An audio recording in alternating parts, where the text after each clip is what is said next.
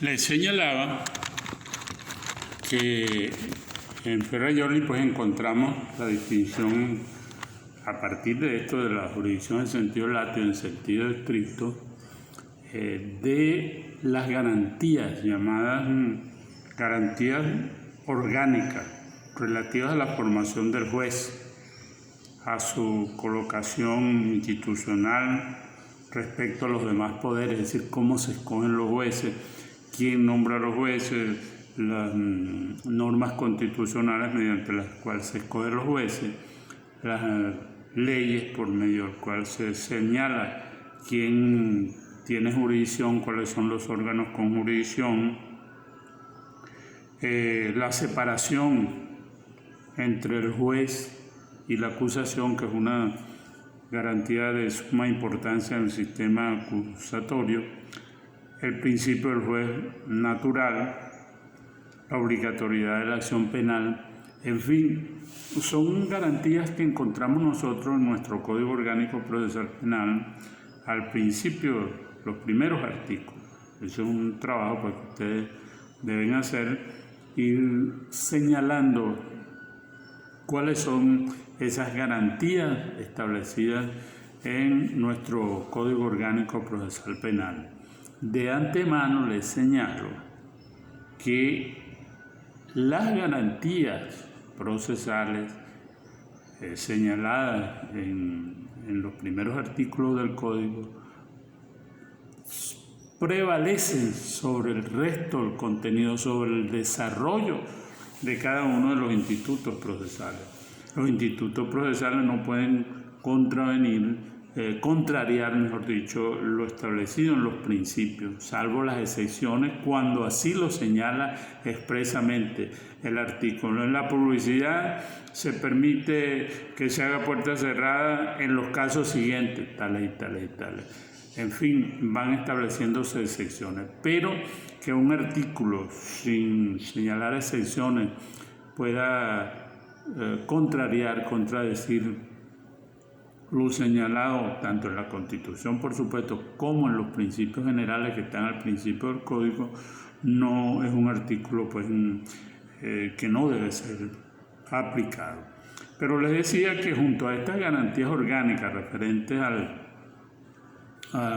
precisamente a la formación del juez, a su colocación institucional, a su distinción con los demás poderes, están un conjunto de garantías procesales propiamente tal, garantías relativas a la formación del juicio, es decir, a la recolección de las pruebas, al desarrollo de la defensa, a la convicción del órgano judicial, formulación de una acusación exactamente determinada, la carga de la prueba, el principio de contradicción, la publicidad, la oralidad, los derechos de la defensa, la motivación de los actos judiciales, etc. Todo ese conjunto de garantías orgánicas y procesales propiamente tal, las tenemos nosotros que buscar en nuestro Código. Es el primer ejercicio de nuestro Código Orgánico Procesal Penal en la Constitución, en nuestra Constitución vigente y en los tratados internacionales.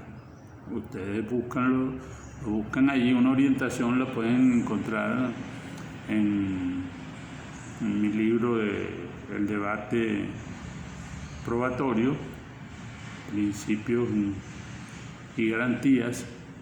Todos lo conocen, pues ya se lo señalé, y allí hay un encuadramiento de todos esos principios dentro de la Constitución y los tratados internacionales. Otro punto muy importante en este primer capítulo, estamos recordando lo que fue esa primera clase, creo que fue la única que tuvimos antes, cuando comenzamos el cuatrimestre suspendido. Es lo referente a el valor de la verdad, validez jurídica, legitimidad política en los pronunciamientos judiciales. Aquí son tres cositas muy importantes.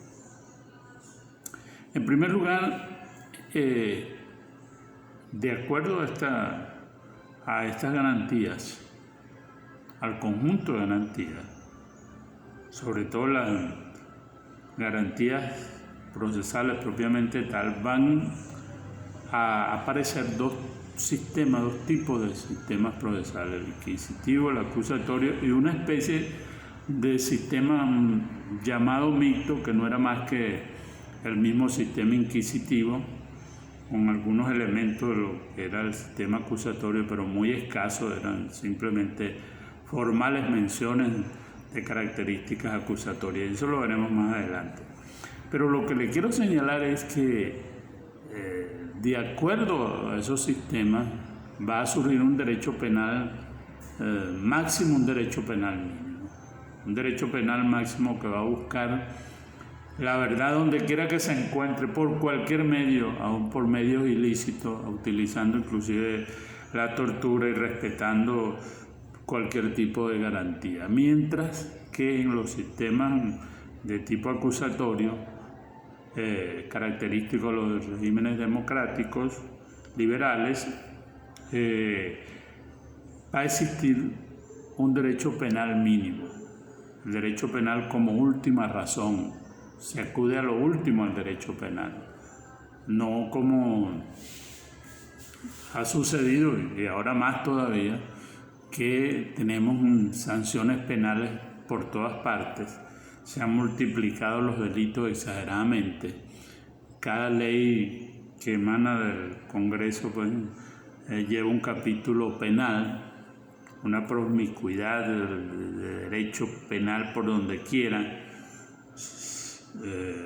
Todo se trata de resolver lo que se ha llamado por los criminólogos la huida hacia el derecho penal, buscando soluciones en el derecho penal cuando las soluciones están, bien sean en el simple cuestiones civiles, cuestiones de carácter administrativo que no tienen que llevarse al campo de lo penal, o la simple conciliación u otra forma de resolver los conflictos distintos a cuando se acude al derecho penal y a la sanción penal.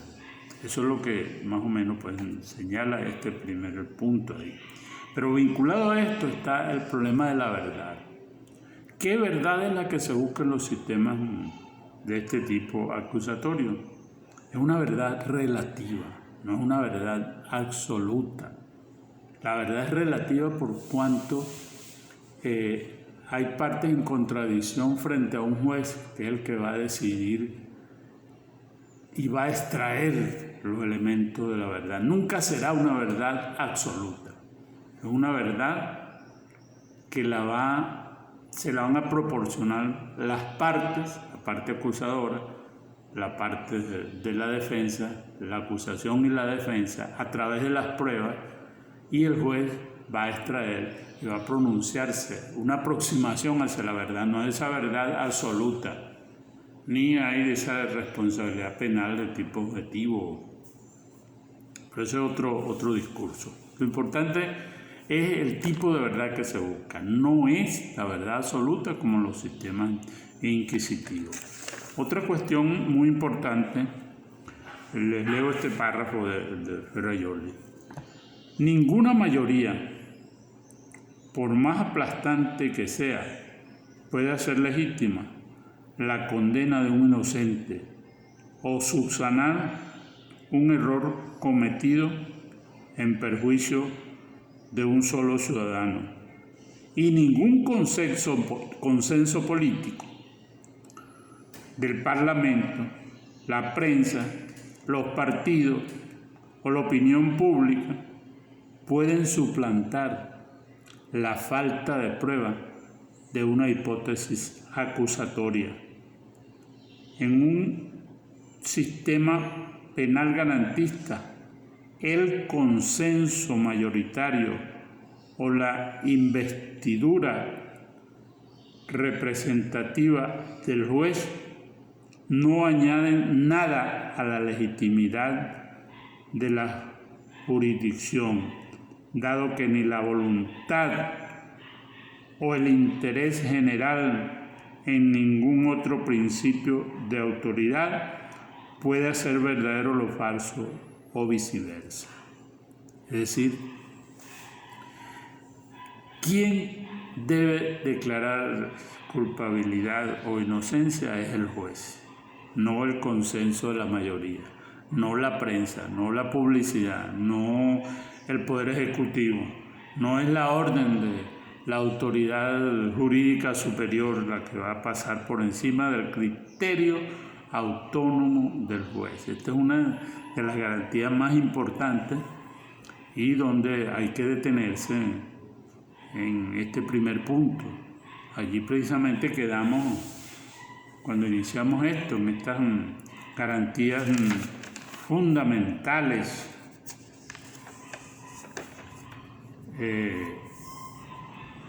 en nuestro sistema acusatorio. ¿Cuáles eran esas? Vamos a recordarlas.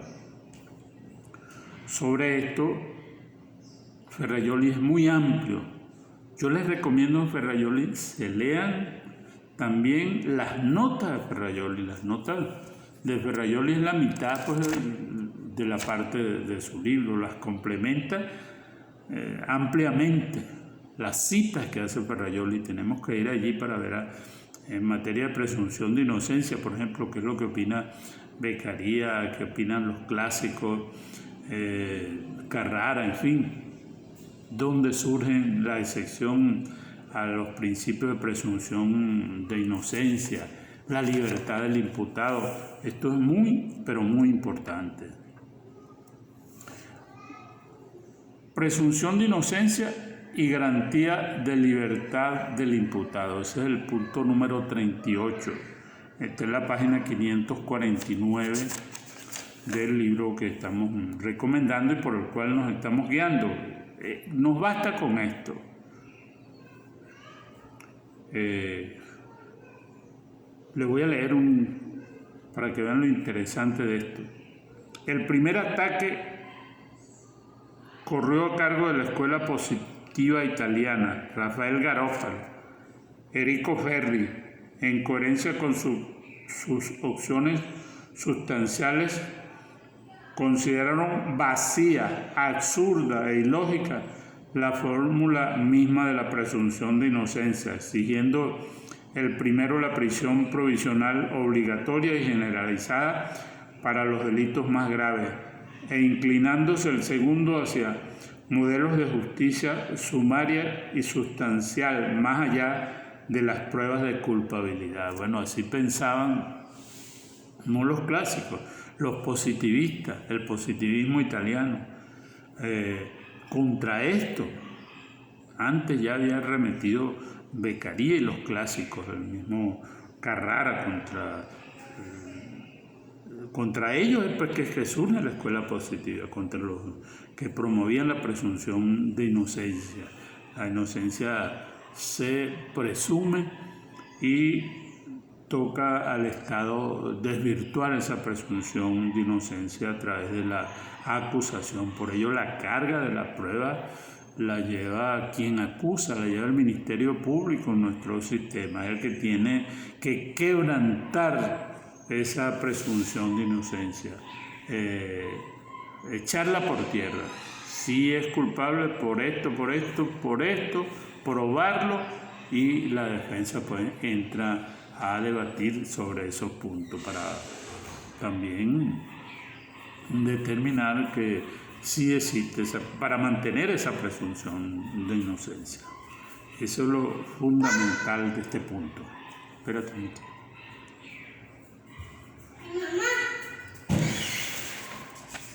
La prisión provisional es un punto. Quítate.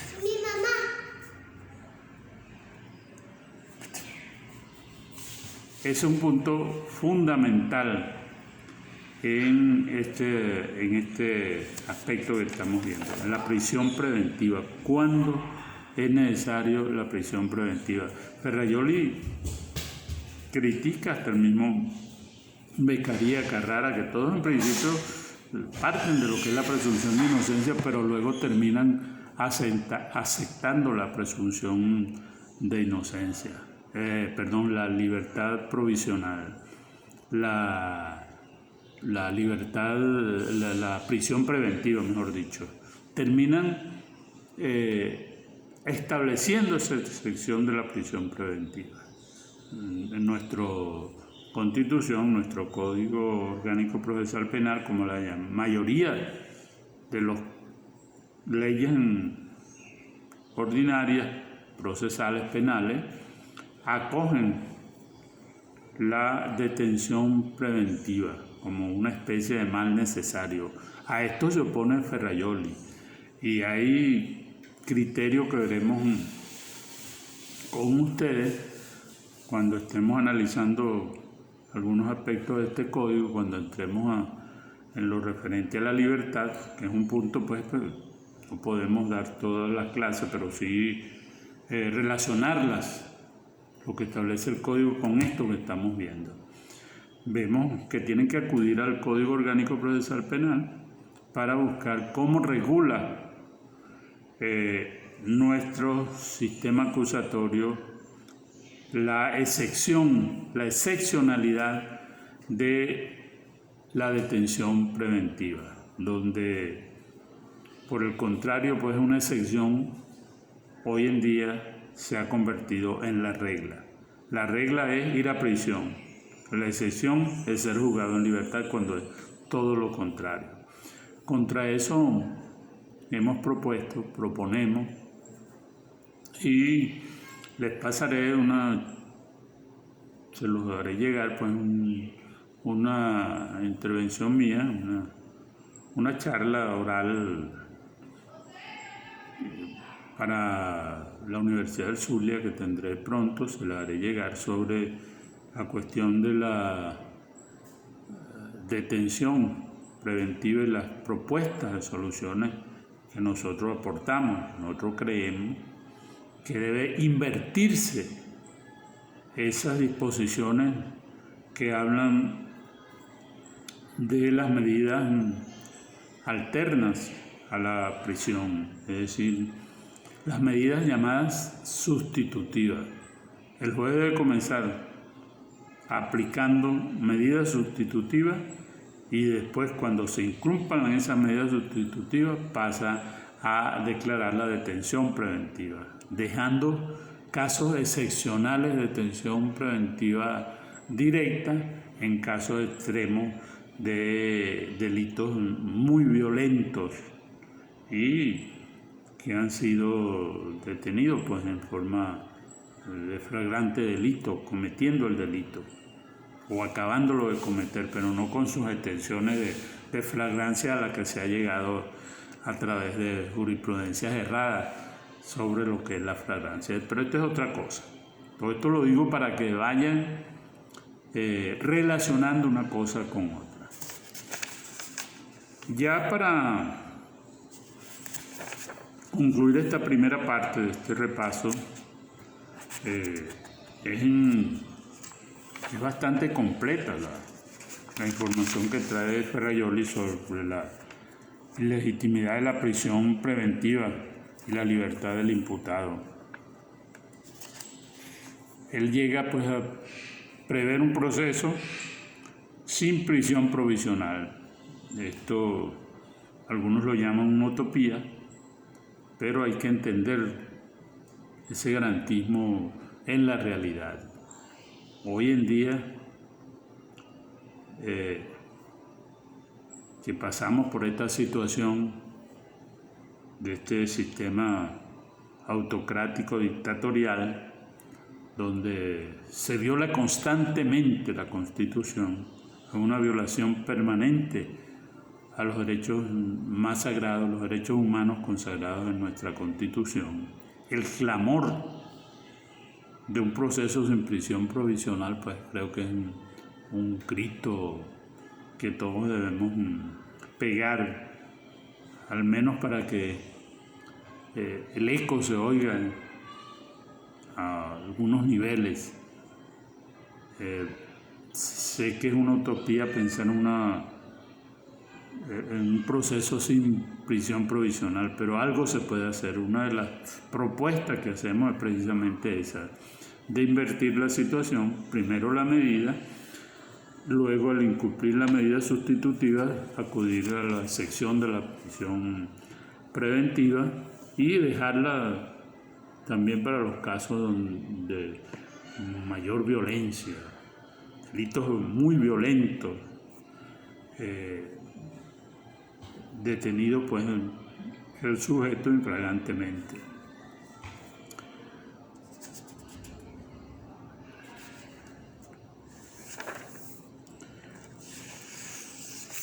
Ya como último punto, y me voy a extender en este primer video, para culminar este primer punto, es la distinción entre sistema acusatorio y sistema inquisitivo. ¿Cuándo estamos en presencia de un sistema inquisitorio? ¿Cuándo estamos en presencia de un sistema inquisitivo? Recuerden que el sistema acusatorio nace primero, luego surgen los sistemas inquisitivos, luego vienen de vuelta el sistema acusatorio, nuevamente el sistema inquisitivo, y modernamente pues se trata de imponer la presencia de los sistemas acusatorios. ¿Qué distingue uno de otro? Este es un capítulo muy interesante en Ferrajoli. En la página 562 en adelante pueden encontrar las distinciones, pero se las señalo rápidamente. Ferrajoli distingue entre los principios teóricos de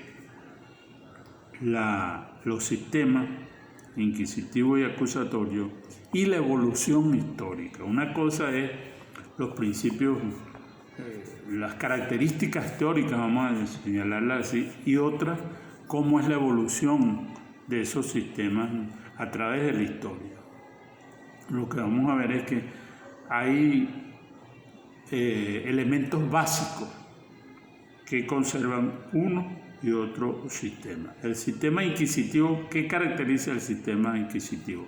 Confusión, es el principal, entre el órgano que acusa y el órgano que decide.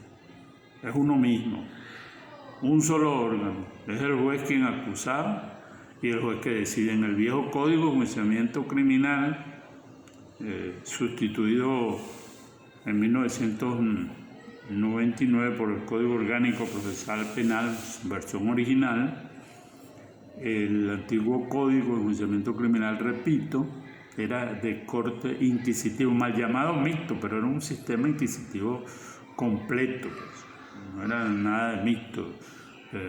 Todo el proceso pues,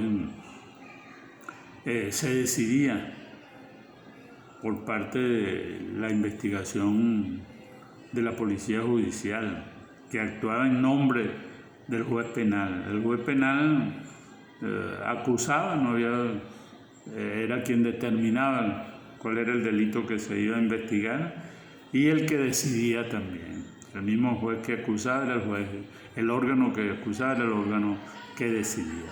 No hay separación, es una de las características fundamentales. No hay contradictorio. El contradictorio es escaso, es decir, no hay una parte que acusa y otra que defenda permanentemente. Hay ventaja del acusador sobre la defensa.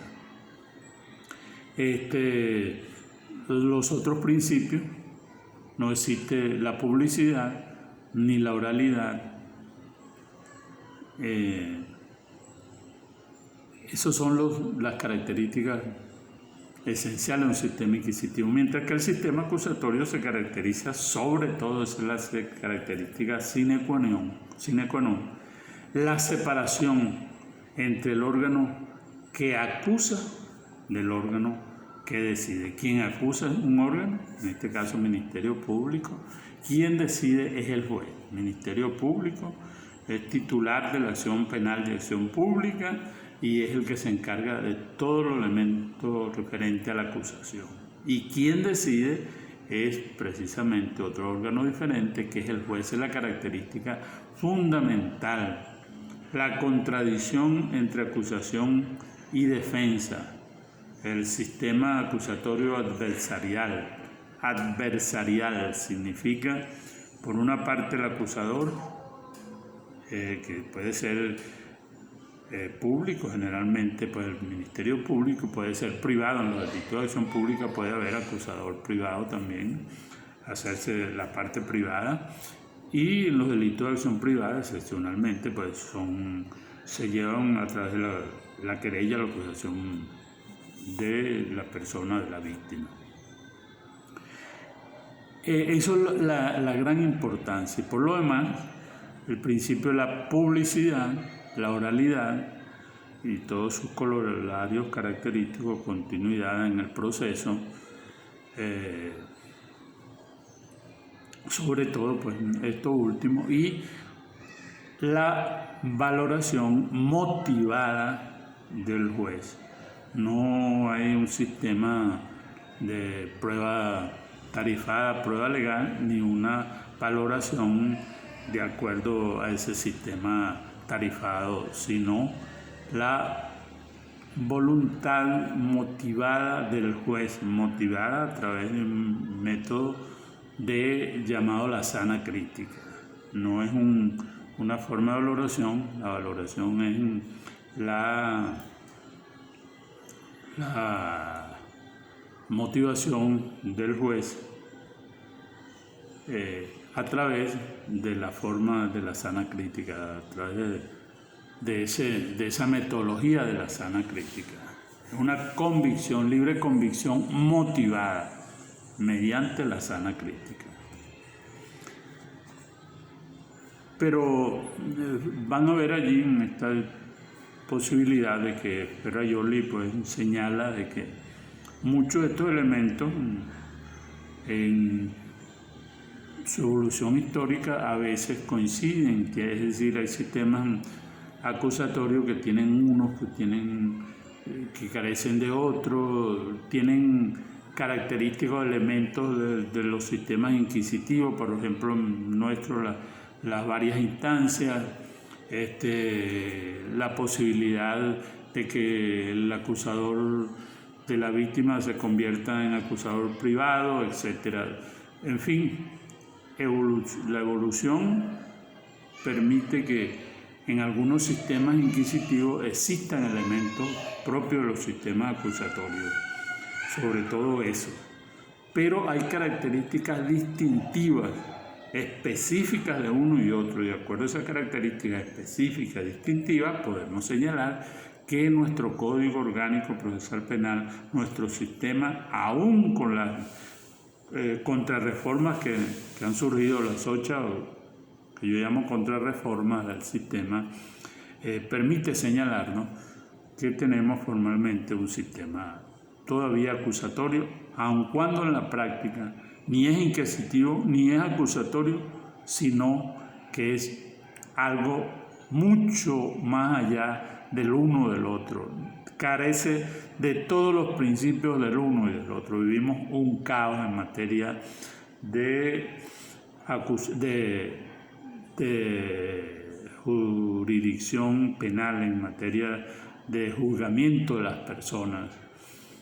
Sabemos por lo que estamos atravesando, vemos que en estos momentos se están presentando a esta asamblea escogida en la forma que todos sabemos, leyes que van a reformar los principios garantistas que tienen nuestro sistema procesal penal. Vamos a dejarlo hasta aquí, esta primera lección, esta primera reunión.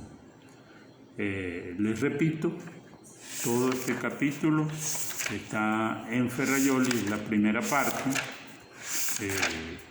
Para la próxima clase haremos mención a algunos aspectos. Ustedes deben ya leerse esta primera parte, que va, como les dije, de la página 537 a lo que es la distinción de la jurisdicción, imparcialidad del juez, todo esto, la independencia, autonomía judicial, juez natural, etcétera, etcétera. esta primera parte,